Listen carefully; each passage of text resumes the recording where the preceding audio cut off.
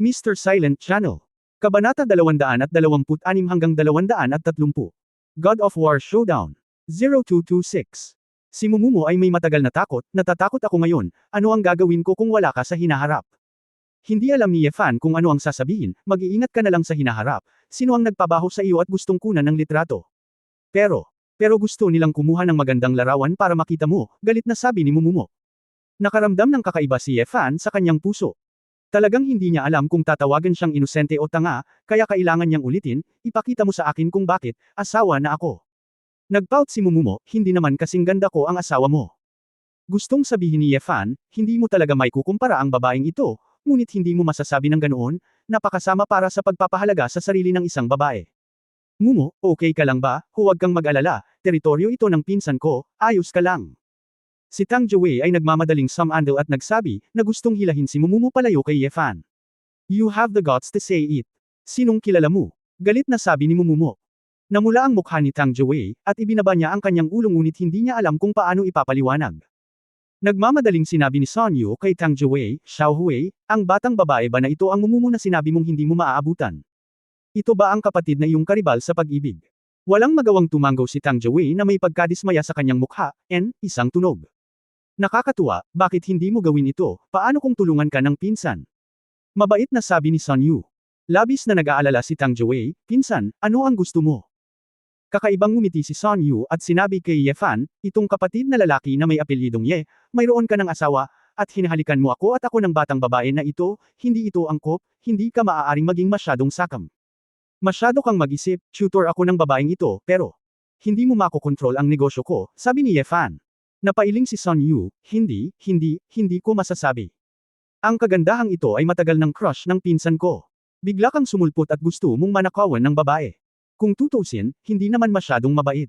Pinsan ng pinsan kong si Son Yu. Na binubuli, hindi ako pwedeng umupo na lang at huwag pansinin. Kung ikaw ay tulad ng isang lalaki, bakit hindi ka sumama sa isang laban sa aking pinsan at humarap sa isang lalaki upang makita kung sino ang mas karapat-dapat sa kagandahang ito? Kompetisyon. Napangiti si Yefan, bakit ako makikipagkompetensya? Natatakot ka ba? Wala pa akong sinasabi, sabi ni Son Yu. Kahit na ano, wala itong kinalaman sa akin, tutor lang ako ni Mumumo, isang ordinaryong kaibigan, wala nang iba, sabi ni Yefan. Narinig ito ni Mumumo, ang kanyang puso ay umasim at ang kanyang mga mata ay namumula, Yefan. Masyado mo ba akong hinahamak? Hindi kita hinahamak, hindi ba't ganyan ang relasyon natin? Napabuntong hininga si Yefan. Galit na kinuyam ni Mumumo ang kanyang pink na kamao, inikot ang kanyang ulo at sinabi kay Son Yu, anong sabi mo? Ikumpara mo. Ikukumpara ko kay Tang Jiwei. Kapag nanalo ako, sasabihin mo sa pinsan mo na tigilan mo na ako. Nang marinig ito ni Tang Jiwei, mabilis niyang hinikayat, Mumo. Huwag mong seryosohin. Ito ang sinabi ng pinsan ko. Ngunit iniunat ni Son Yu ang kanyang kamay at pinigilan siya at sinabing, Hoy, pinsan, kung ang kagandahan ay mas mabuti kaysa doon, kung gayon, lahat kayo ay nasa hustong gulang, ano ang kinakatakutan ninyo? Biyaw, pinsan, ano ang iyong ikinukumpara? Tanong ni Tang Jiwei na may malungkot na mukha. Karera, wala ka bang balak na sumama sa akin sa club para maglaro ng karera? Isama mo na lang ang mga kaibigan mo, nakangiting sabi ni Son Yu. Walang sabi-sabi, sumigaw si Mumumo, okay. Pangako ko. Kung manalo ako, Tang Jiwei, kung makikita mo ako sa hinaharap, lilihis ka. Nanlaki ang ulo ni Yefan nang marinig niya ito, hoy. Babae, wala ka man lang lisensya sa pagmamaneho. Wala, parang racing car. I want you to take care of it. We are just ordinary friends. You are just my tutor. What do I love to do? It's none of your business kung mamatay ako. Si Mumumo ay galit na tinitigan siya ng mapait. Hindi nakaimik si Yefan. Hindi niya talaga alam kung bakit baliw ang babaeng ito, pero sa nakikita niyang agrabyado ay hindi niya ito matiis. Itigil ang paggawa ng gulo, hindi ito biro, payo ni Yefan. Hindi ako nagbibiro sa iyo, ordinaryong kaibigan, maaari kang pumunta. Magdadrive ako ng racing car. Mukhang malamig si Mumumo. Masayang ngumiti si Son Yu, dahil pumayag na ang munting dilag, kaya hindi na tayo maaaring magantala, umalis na tayo, huwag kang mag-alala, sa aming club, hindi mo na kailangang tingnan ang iyong lisensya sa pagmamaneho kapag nagmamaneho. Ang mga mata ni Tang Jiwei ay kumikislap, pinapanood si Mumumo na nagagalit kay Yefan, at ang kanyang puso ay naantig din. Sumimangot si Yefan. Kung umalis siya ng ganito, baka may ginawang katangahan si Mumumo. Okay, tara at tingnan natin. Nagplano si Yefan na sundan muna siya at gumawa ng desisyon batay sa sitwasyon. Kung si Mumumo ay hindi nang ahas na magmaneho, ayos lang. Kung magulo ang dalaga, kailangan pa niyang pigilan. Nang marinig ni Mumumo ang pagbabago ng mga salita ni Yefan, nakaramdam siya ng matinding kagalakan sa kanyang puso, ngunit nagpanggap pa rin siyang napakalungkot at nagmamadaling pumasok sa kotse. Sinundan ng grupo ang Lamborghini hanggang sa isang sports car club sa hilaga ng Ancheng. Ang presyo ng lupa dito ay mura at malayo sa urban area. Maraming mga anak na lalaki at kapatid na lalaki mula sa kanlurang lalawigan ang maglalagay ng kanilang mga sports car dito upang maglaro sa kanilang libreng oras. Nagningning ang mga mata ni Mumumo pagkababa niya ng sasakyan. Hindi man siya marunong magmaneho, ang mapaglaro niyang personalidad ay patuloy pa rin siyang nananabik sa ganitong klaseng lugar. Tuwang-tuwa rin sina Tang Jiwei at Xu Zixiu nang makita nila ang mga mararangyang sasakyan na dumadaan sa runway paminsan-minsan. Binati ni Sun Yu ang kanyang dalawang subordinate at nagmaneho ng dalawang karerang kotse, isang kulay abo at isang puti, at nakangiting sinabi, "Okay, may dalawang jeetera ako dito, hindi pa sila nababago, lahat sila ay 550 lakas kabayo, at ang acceleration mula 100 kilometro hanggang 100 kilometro ay 2.7 segundo. Subukan." Kikilos na sana si Mumumu nang marinig niya ang malamyos na tunog ng makina ng jeetera, ngunit hindi pa siya nakakapagmaneho ng kotse, kaya naupo siya ngayon, nakaramdam ng kaunting takot. "Mumo, kalimutan mo na, hindi ka pa nagmamaneho ng kotse, kaya magkakaroon ng aksidente," payo ni Tang Jiwei sa tabi. Nagtanong si Mumumo bilang tugon, "Nagmaneho ka na ba?" "Haha, pumupunta dito ang pinsan ko para maglaro noong bakasyon. Matandang driver na siya. Marunong siya mag-drift, magsunog ng gulong, at umikot sa pwesto." "Driver's license," nakangiting sabi ni Sun Yu. Si Tang Jiwei ay medyo kampante, at tumanggaw na may maliwanag na mukha. "Okay lang, lahat ng ito ay itinuro ng aking pinsan." Palihim na sinulyapan ni Mumumo si Yefan. Nang makitang hindi makagalaw ang lalaki, nakaramdam siya ng inis at sinabing, "Ano ba ang nakakamangha? Hindi pa ako nagda-drive noon, hindi ko ba nakita? Ikumpara mo." Bumagsak si Mumumo sa silver gray jeetera. Ngunit sa pagpasok niya, si Mumumo ay medyo natulala. Ni hindi niya alam kung paano magmaneho ng sasakyan, lalo pa niyang intindihin ang grupo ng mga butones sa manibela ng jeetera. "Girl, lumabas ka, huwag kang manggulo."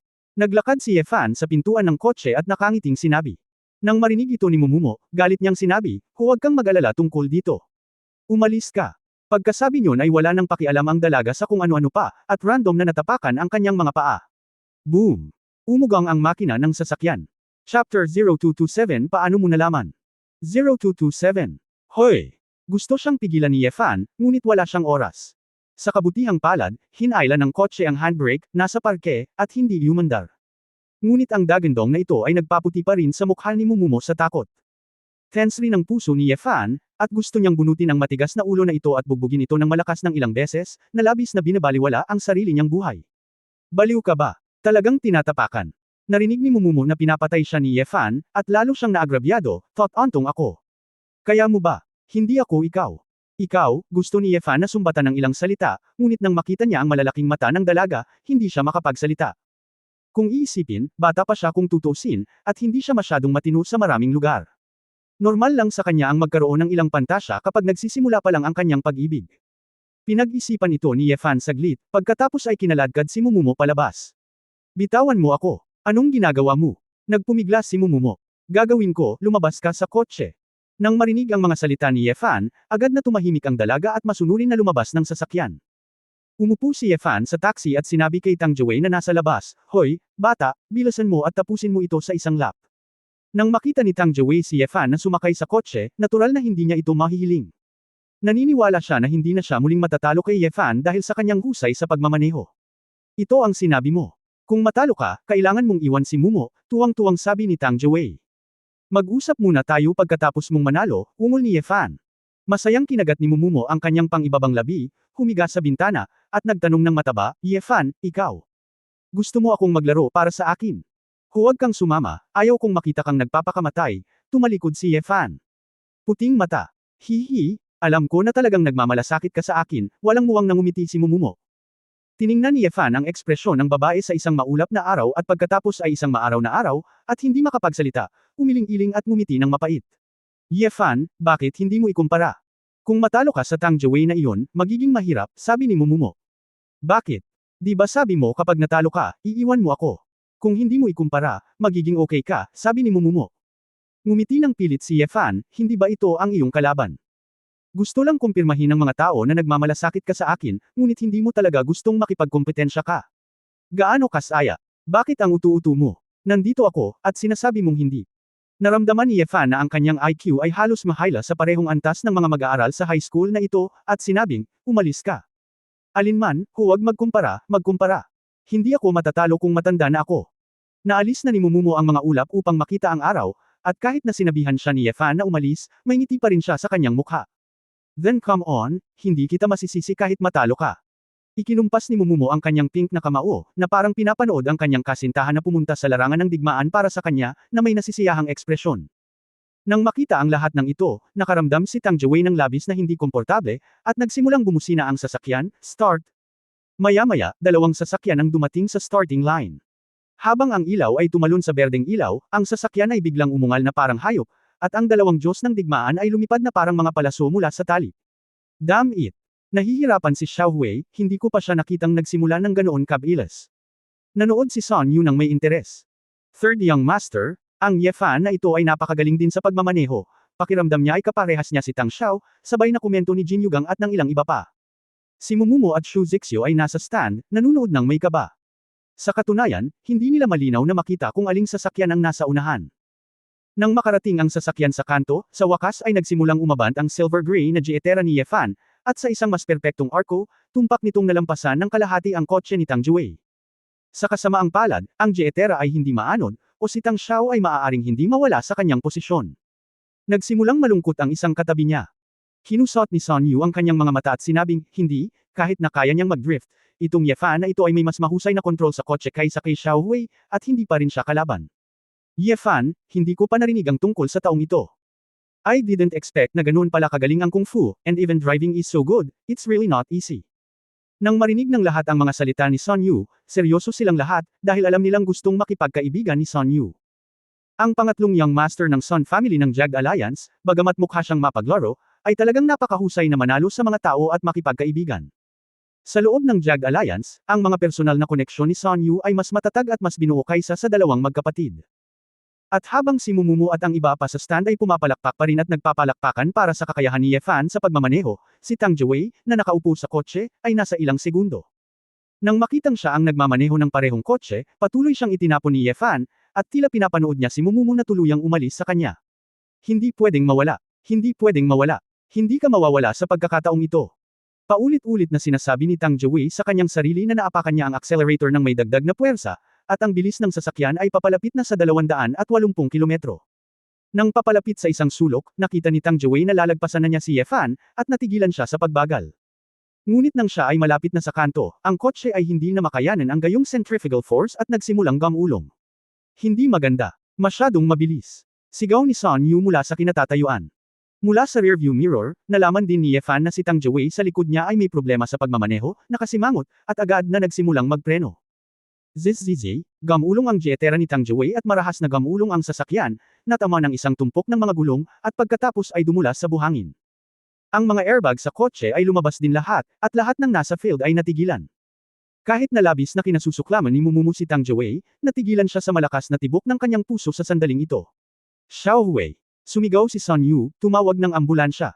Bilisan. Kasabay nito, bumaba si Yefan sa kotse, mabilis na tumakbo, at pilit na pinaalis ang deformed na pinto ng kotse at inilabas si Tang Jiwei sa kotse. Sa pagtingin kay Tang Jiwei, naganap na walang malay, may dugo sa kanyang bibig, katawan, at noo. Napakasama ng sitwasyon. Matapos kunin ni Yefan ang kanyang pulso, sumimangot siya, mabilis siyang isinakay sa kanyang sasakyan, at nagmaneho papunta sa kinatatayuan. Saan ang pinakamalapit na ospital dito? Tanong ni Yefan sa harap ni Son Yu at ng iba pa. Alam ni Son Yu na si Yefan ay direktang dadalhin sa ospital, na mas mabilis kaysa sa pagtawag ng ambulansya, kaya nagkusa siyang pumasok sa co-pilot at sinabing, ipapakita ko sa iyo ang daan. Si Yefan ay hindi nagsalita ng walang kaparirikon at nakinig sa sinabi ni Son Yu. Direksyon, mabilis na lumabas ang sasakyan. Kamusta si Xiao Hui? Nakoma ba siya? Nilingon ni Son Yu ang kanyang ulo upang tingnan ang kanyang walang malay, nababalot ng dugong pinsan, ang kanyang mukha ay sobrang pangit. Pagkatapos ng lahat, inilabas niya ito upang maglaro. Kung may nangyari kay Tang Jiwei, hindi ko man lang makausap ang pamilya. Nagulat siya. Mula sa isang simpleng pagsusuri, ang mga sintomas ay nagpakita na ito ay blunt cardiac trauma na nagdulot ng heart thrombus. Kailangan niyang operahan upang maubos ang dugo sa lalong madaling panahon, kung hindi, ang kanyang buhay ay nasa panganib, sabi ni Yefan sa maayos na paraan habang nagmamaneho. Nagtaka si Son Yu, paano mo nalaman ng malinaw? Lumingon si Yefan at sinulyapan siya dahil ako ay isang doktor. Kabanata 0228 Idol 0228. Si Sun Yu ay hindi nakapag-react kahit kaunti habang nasa daan, at ang sorpresa na dinala sa kanya ni Yefan ay paikot-ikot. Narinig niyang sinabi ni Tang Jiwei na ang antas ng laro ni Yefan ay maihahambing sa mga nangungunang profesional na manlalaro sa mundo, at ang kung fu na ipinakita niya ngayon ay direktang inabuso si Jin Yugang, na isang young adult, at ang kanyang mga kasanayan sa pagmamaneho ngayon ay napakahusay. Ngayon, talagang sinabi ni Yefan na siya ay isang surgeon. Ano bang nangyayari sa lalaking ito? Blanca ang tingin ni Sun Yu, na pagtanto na masyado niyang minamaliit ang lalaking ito. Binilisan ko ang takbo, tinakbo ko ang lahat ng pulang ilaw na maaari kong patakbuhin, at nakarating ako sa pinakamalapit na ospital ng county. Sa daan, tumawag si Sun Yu at nakipag-ugnayan sa kanyang mga nasasakupan, at inayos ang doktor sa emergency room upang maghanda para sa operasyon. Pagkababa ng sasakyan, binuhat si Tang Jiwei sa pushbed, at ang buong proseso ay napakabilis. Ang nasugatan ba ay naaksidente sa sasakyan? Nasaan ang pinsala? Tanong ng isang nasa katanghaliang gulang na lalaking doktor kay Sun Yu. Sinaway ni Sun Yu, di ba doktor ka? Tinatanong mo pa ba ako? Alam ng nasa katanghaliang gulang na doktor na ito ang young master ng Sun family, kaya hindi siya naglakas loob na sumagot, kaya kailangan niyang sabihin, patanjin muna, sukatin ang iyong presyon ng dugo. Hindi na kailangan. Tapos na. Sumabad si Yefan, maghanda para sa operasyon, huli na ang lahat. Natuklasan na niya na iba talaga ang antas ng mga doktor sa ospital na ito sa mga ospital sa malalaking lungsod tulad ng Huahay. Ang mga sintomas ay hindi maaaring makuha sa napakaraming detalye, at siya ay nag-aalangan pa rin. Pagkatapos ng eksaminasyon, maagang namatay si Tang Jiwei. Sino ka?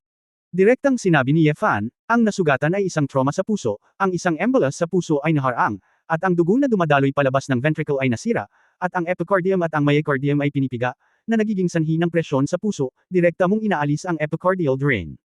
Gagawin ng dugo. Saglit na natigilan ang nasa katanghaliang gulang na doktor, doktor ka ba? Huwag ka nang magtanong, mananagot ako kapag may nangyaring mali, sabi ni Yefan na nakakunot ang noo. Nakita ni Sun Yu na ang mga doktor na ito ay nalilito pa rin, at si Yefan ay napakadesidido at metodo, sinabi niya kaagad, bakit ka pa nakatayo dyan? Gawin ang operasyon ayon sa pamamaraan ng doktor na ito. Isang grupo ng mga doktor ang nakakita kay Sun Yu pagkatapos magsalita, hindi na ako nagsalita, at nagmamadaling pumasok sa operating room para sa operasyon. Ang nasa katanghaliang gulang na doktor ay ang vice-presidente ng ospital na ito at isa sa mga pinakamahusay na surgeon dito. Naturally, siya ang punong surgeon.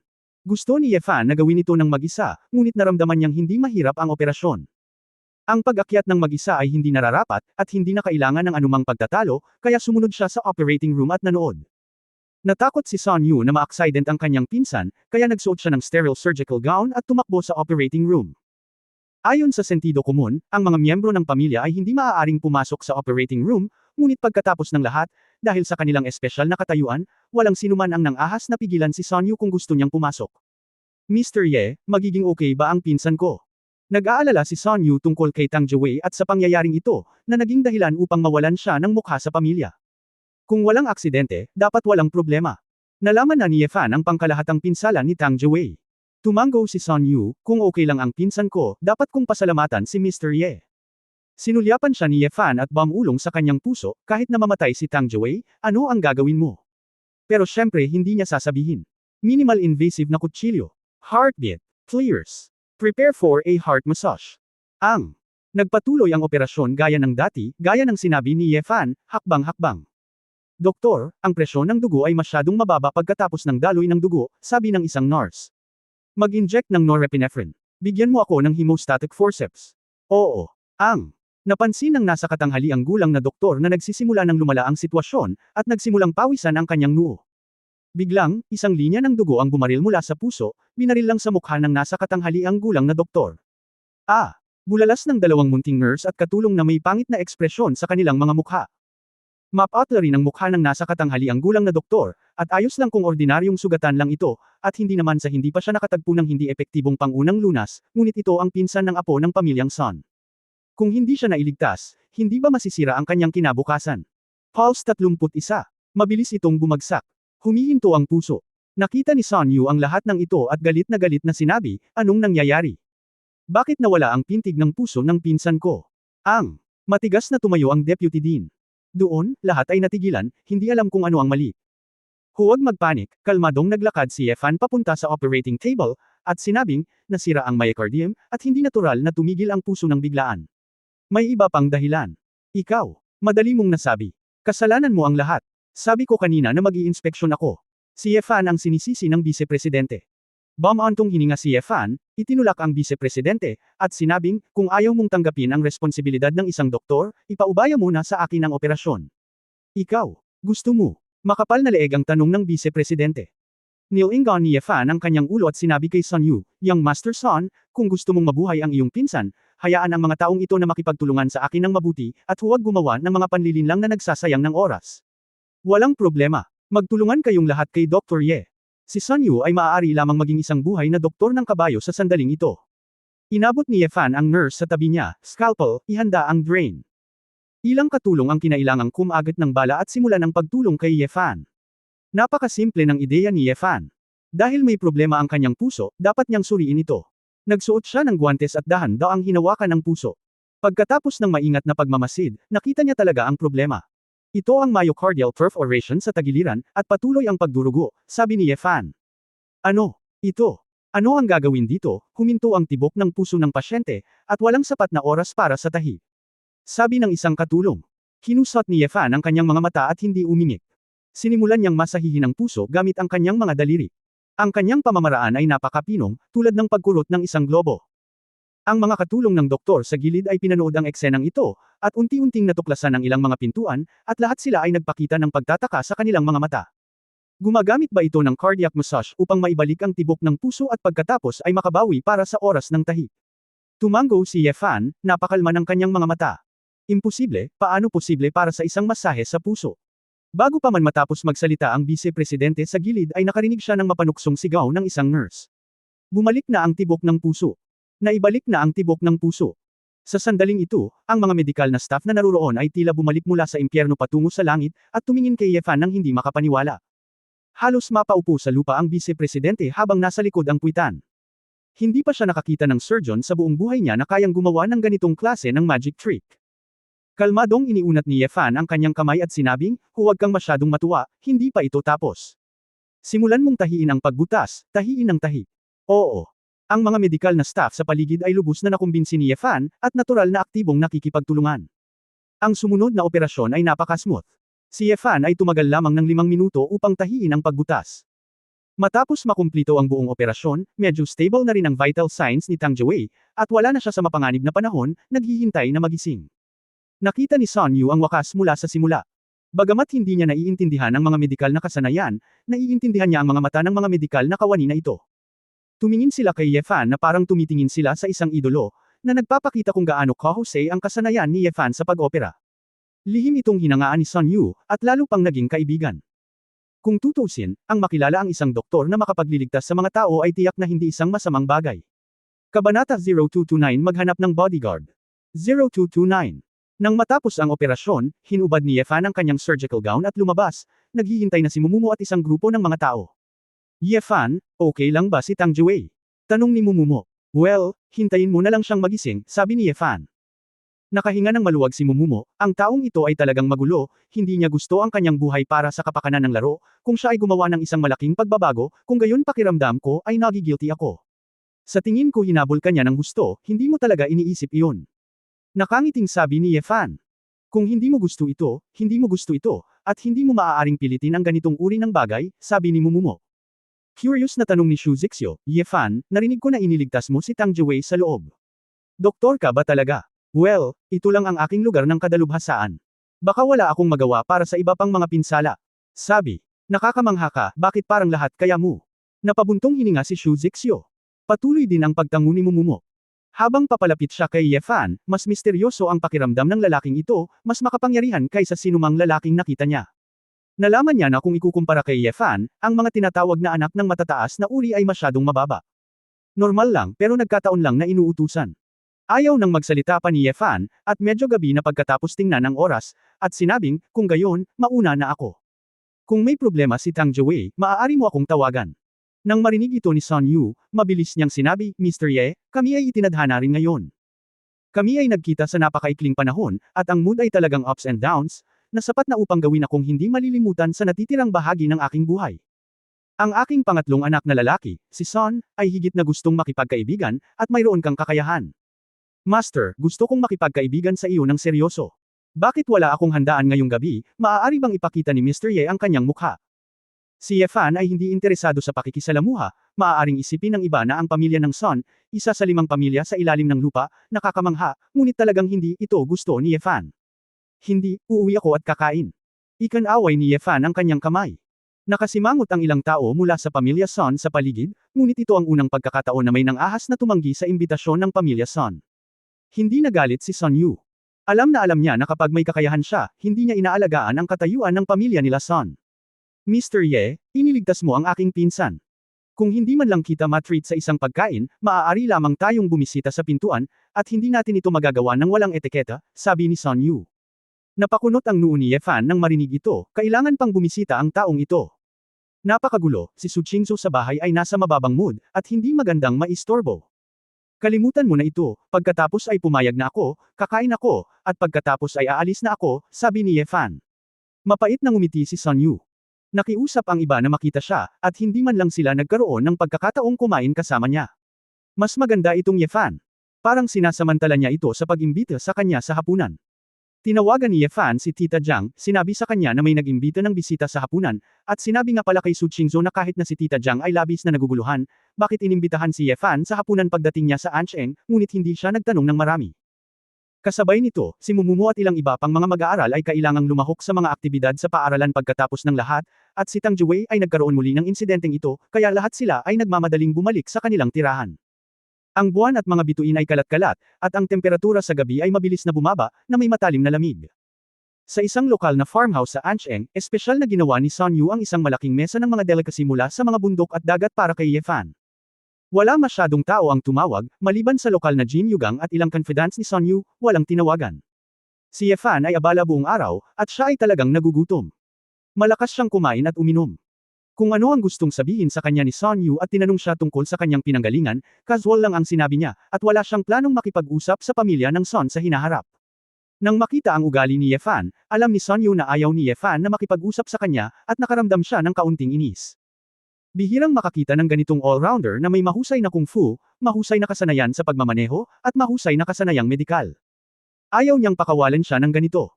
Gayunpaman, walang ibang paghahanda si Son Yu. Nang kakain na siya, tiningnan ni Son Yu ang kanyang nasasakupan na si Jin Yugang. Tumanggo lang si Jin Yu at lumabas na ng box. Hindi nagtagal, pumasok ang isang grupo ng mga babae na nakasuot ng mahabang palda, nakasuot ng dalisay o magagandang damit. Tumangala si Yefan at natigilan, para saan ito? Nakangiting sinabi ni Son Yu, lahat ito ay mga waiter sa farmhouse, na naghahain sa amin ng inumin at pagkain.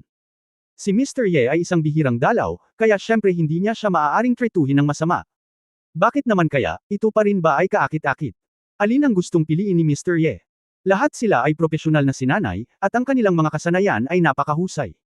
Sa opinyon ni Son Yu, hanggat ang isang lalaki ay isang lalaki, hindi siya magiging walang malasakit sa mga magagandang babae, anuman ang mangyari. Ang pagpapanggap na mapangahas ay walang iba kundi ang paghawak ng istan kapag hindi oras para magpakasawa. Ibinaba ni Yefan ang kanyang chopstick, na may bakas ng pagdududa sa kanyang mga mata, "Young Master Son, naghahanap ka ba ng maiinom sa akin, o isang bodyguard?" "Of course you were drinking with Mr. Ye, paano sila naging bodyguard?" "Haha, itong grupo ng mga nanay. Paano ka magiging bodyguard?" Napaka hindi maipaliwanag ni Son Yu. Ganun ba? Ngunit ano ang tingin ko sa mga babaeng ito, lahat sila ay nagsasanay ng mga miyembro ng pamilya. Tingnan mo ang babaeng nakasuot ng pulang damit na nangunguna, at nag-practice din siya ng mga panloob na kasanayan, sabi ni Yefan. Tumingin si Son Yu sa mga babae nang may pagkalito. Hindi siya madalas pumunta dito, kaya natural na hindi siya pamilyar sa mga babaeng ito. Gayunpaman, dahil sinabi ni Yefan na nag-practice ng kung fu ang mga babaeng ito, medyo naniwala siya. Napatingin agad siya sa foreman na naka-red dress, "What's your name? Nag-practice ka na ba ng kung fu?" Napailing-iling ang babaeng naka-red dress, "Xiaoyan ang pangalan ko, hindi pa ako nag-practice ng kung fu." "Mr. Ye, mali ba ang nabasa mo?" Naramdaman din ni Son Yu na imposibleng tumawag ng ilang babae para samahan ng alak, at kung ano ang background niya. Naramdaman ni Yefan na hindi tama ang sitwasyon, at sinabing, "Paano ang Jin Yugang na ipinadala mo ngayon?" Jin Yugang. Napagtanto din ni Son Yu na pinayagan niya siyang lumabas para maghanap ng ilang babae, ngunit siya mismo ay hindi na bumalik. Si Yefan ay nakinig ng mabuti at nagsabi, "Nagsimula ito 10 minuto ang nakalipas, at tila walang ingay sa labas dito." Hindi mo ba naisip na masyadong tahimik sa farmhouse na ito? Hindi tanga si Sun Yu. Nang marinig ang mga salita ni Ye Fan, siya ay may napagtanto rin ako, at sinabi sa hanay ng mga babae, lumabas ka, huwag kang samahan. Nagkatinginan ng ilang babae, at sa wakas ay tumingin kay Xiaoyan sa pulang damit.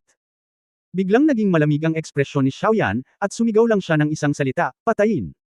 Sa isang agad, 6 o 7 babae ang naglabas ng mga nakatagong patalim mula sa likuran nila at sumugod kay Sun Yu at sa iba pa. Ang ilan sa mga nasasakupan ni Sun Yu ay nahuli, at bago sila umalis sa kanilang mga upuan, sila ay pinunasan sa kanilang mga leeg ng mga sinanay na babaeng asasin na ito. Umakyat ang dugo, kinulayan ng pula ang mesa, at tumalsik sa mga pinggan. Namutla sa takot ang mukha ni Sun Yu.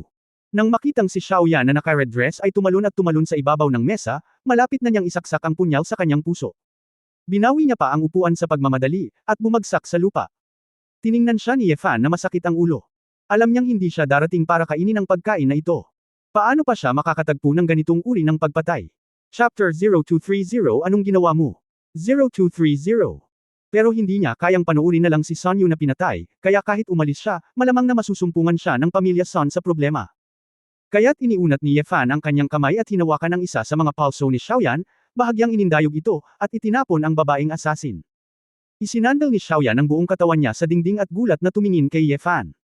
Hindi niya inaasahan na ganoon kalakas ang lakas ni Ye Fan. Agad siyang nagutos, patayin muna ang taong ito. Ilang iba pang babaeng asasin ang nakipag-ugnayan na sa mga tauhan ni Sun Yu, at agad na pinalibutan si Ye Fan. Mr. Ye, tulong. Sa sobrang takot ni Sun Yu ay wala siyang pakialam at sumigaw ng tulong. Alam ni Ye Fan na hindi niya maaalis ang relasyon, kaya tumigil lang siya, kinuha ang 2 chopstick sa mesa, at lumipad patungo sa 2 babaeng mamamatay na nauna. Tinusok ng 2 chopstick ang kanilang lalamunan, at agad itong ibinaba. Kaagad pagkatapos, inihagis ni Ye Fan ang isa pang mangkok, binasag lang ito sa ulo ng isang babaeng killer, nabasag muli ang ulo, at nahulog sa lugar. Matapos mapatamba ang 3 mamamatay tao, umatras si Ye Fan, iniiwasan ang mga suntok ng dagger sa magkabilang gilid, at pagkatapos ay hinawakan ng magkabilang kamay ang ulo ng mga babaeng mamamatay tao sa magkabilang gilid at pinagbagsakan sila. Bang! Matapos magbanggaan ng noo, 2 pang mabangong kaluluwa ang umalis sa mundo. Si Ye Fan ay talagang hindi gustong pumatay ng mga babae, ngunit dahil ang mga babaeng ito ay magiging mga mamamatay tao, maaari lamang niyang kagatin ng bala at patayin sila sa lalong madaling panahon nang hindi nagdudulot sa kanila ng labis na sakit. Basta, kainin mo ako gamit ang kutsilyo. Nang makita ang kanyang kapatid na babae na pinatay, ang nangungunang pumatay, si Xiaoyan, ay inipon ang lahat ng kanyang tunay na lakas at sinaksak si Ye Fan sa likod ng kanyang puso. Ngunit si Ye Fan tulad ng mga mata sa kanyang likod, ang kanyang katawan ay umiwas sa isang tabi, at kasabay nito, ibinaling niya ang kanyang palso at bumaligtad, at hinawakan ang balikat ni Xiaoyan. Nang may baba na, na-dislocate ang braso ng babaeng killer. Ah! Sigaw ni Xiaoyan. Muling sumipa si Ye Fan. Matapos sipain ng mga binti ng babae, pinatumba niya ito. Sa pag-iisip tungkol dito, malamang na gustong itanong ni Sun Yu kung sino ang nagutos nito. Ang kahon ay nasa gulo sa sandaling ito, si Sun Yu ay bumangon mula sa lupa at tinitigan ang nagngangalit na babaeng pumatay sa lupa sa pagkabigla, ang kanyang ekspresyon ay unti-unting nagiging madilim. Who the hell are you? Sino ang nagpadala sa iyo dito? Tanong ni Sun Yu. Kinagat ng babaeng killer na si Xiaoyan ang kanyang labi, at ang mga sulok ng kanyang bibig ay puno ng dugo, at ang tanging nasabi niya, kung gusto mong pumatay, pumatay, anong kalokohan? Papatayin kita. Masyadong mura para sa iyo. Saglit na nag-isip si Sun Yu, pagkatapos ay yumuko muna si Chao Ye Fan Yi at mahigpit na sinabi, Mr. Ye, hindi mo lang iniligtas ang pinsan ko ngayon, kundi pati na rin ang buhay ko, malaking kabaitan at dakilang birtod. Ako, si Sun Yu, ay itatago ito sa aking puso sa natitirang bahagi ng aking buhay, at magkakaroon ng mga pagkakataon sa hinaharap. Magulat. Pero dahil pinagtaksilan ako ng Jin Yugang na iyon, tinatayang may mali sa pamilya naming Sun. Dapat kong kontakan ang aking ama at mga kapatid sa lalong madaling panahon upang imbestigahan ang bagay na ito. Wala akong pakialam kapag bumaba ako, pwede kang tumawag ng magpo-protekta sa iyo. Hindi nais ni Ye Fan na magkaroon ng masyadong maraming gulo, at agad na nagplanong umalis. Medyo natakot pa si Sun Yu at nagmakaawa, Mr. Ye, hindi ko alam kung may mga mamamatay tao sa labas, pwede ba akong sumama sa iyo? Hindi napigilan ni Ye Fan ang pagtawa at pag-iyak, at sinabing, kung ganoon ay maaari kang sumama sa akin para magtaksi, okay lang. Tama. Hoy! Magaling!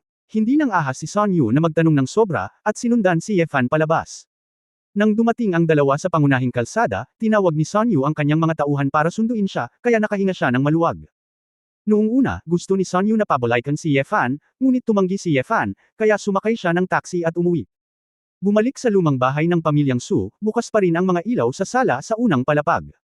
Pumasok si Yefan at nakita niya sina Tia Jiang at Su Qingzhou na nanonood ng TV. Bumalik na si Yefan. Kukuha ako ng cup. Ngumiti si Tita Jiang at bumangon. Ikanaway ni Yefan ang kanyang kamay, hindi na kailangan, ako na mismo ang kukuha nito, Tita Jiang, huwag kang masyadong magalang. Haha, ikaw ang gulugad ng aming pamilyang Su, syempre dapat nandyan ka para pagsilbihan ka, di ba, miss? Nakangiting tanong ni Tia Jiang kay Su Qingzhou. Si Su Qingzhou ay nakasuot ng maluwag na puting sweater at itim na slim short na pantalon. Nakalugay ang itim niyang buhok. Ang kanyang maputi at mapula-pulang balat ay parang kumikinang. Puno ang fan. Nang marinig ang mga salita ni Tita Jiang, hindi umimik ang babae, ngunit malamig na sumulyap kay Yefan ang kanyang magagandang mata. Medyo awkward ang atmosphere, at walang choice si Tita Jiang kundi ngumiti kay Yefan. Sanay na rin si Yefan sa ganitong pakiramdam, pumunta sa kusina at kumuha ng tasa, umupo, nagsali ng isang tasa ng ginger tea, at nanood ng TV ng magkasama. Ang balita ng araw ay naglalaro sa TV, at biglang may isang ulat mula sa Huahai. Nakahanap ng bagong bangkay ng babae ang Huahai Defense Bureau. Kumpirmadong ito ang parehong pumatay sa ilang mga naunang sunod-sunod na pagpatay. Binalaan ni Director Yao Zhengang ang lahat ng kabataang babae sa Huahai na bawasan ang sitwasyon ng paglabas mag-isa. Ginagawa ng Defense Bureau ang lahat ng makakaya para sa investigation. Tumingin si Tita Jiang sa balita at napakunot ang noo, ay, bakit hindi pa nahuhuli ang mamamatay tao na ito, paanong may ganyang dementong tao ngayon? Pumatay ng isang tao, ngunit pumutol din ng isang bahagi, sa pagkakataong ito ang mga labi ay naputol, at ang mukha ay pumangit, ito ay talagang pervert. Tumango si Yefan at sinabi. Biglang inilapag ni Su Qingzhou ang isang unan sa kanyang kamay, tumayo at sinabing, lalabas ako para mamasyal. Tumayo si Tita Jiang, miss, gabi na, delikado ang lumabas mag-isa. Mahigit isang araw akong nakakulong sa bahay, at medyo nakakainip, sabi ni Su Qingzhou.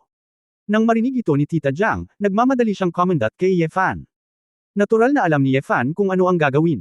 Pagkatapos uminom ng isang tasa ng tsaa, tumayo siya at sinabing, Xiaoshu, sasamahan kita. Hindi ito Huahai, walang mga pumatay, sabi ni Su Qingzhou. Sinabi ni Yefan, wala itong kinalaman sa pumatay, gusto lang kitang samahan. Tumingin si Su Qingzhou sa kanya, at hindi masyadong nagsalita. Nagpalit siya ng pares ng sneakers, nagsuot ng light coffee-colored windbreaker, at lumabas ng bahay. Naglakad ang dalawa sa buong daan. Medyo napahiya si Yefan nang makita niyang hindi nagsasalita ang babae, ngunit hindi niya alam kung paano buksan ang paksa. Sa totoo lang medyo kinakabahan si Su Qingzhou sa kanyang puso, pinag-iisipan ito ng mabuti, tila ang dalawa sa kanila ay lalabas para mamasyal sa gabi sa unang pagkakataon.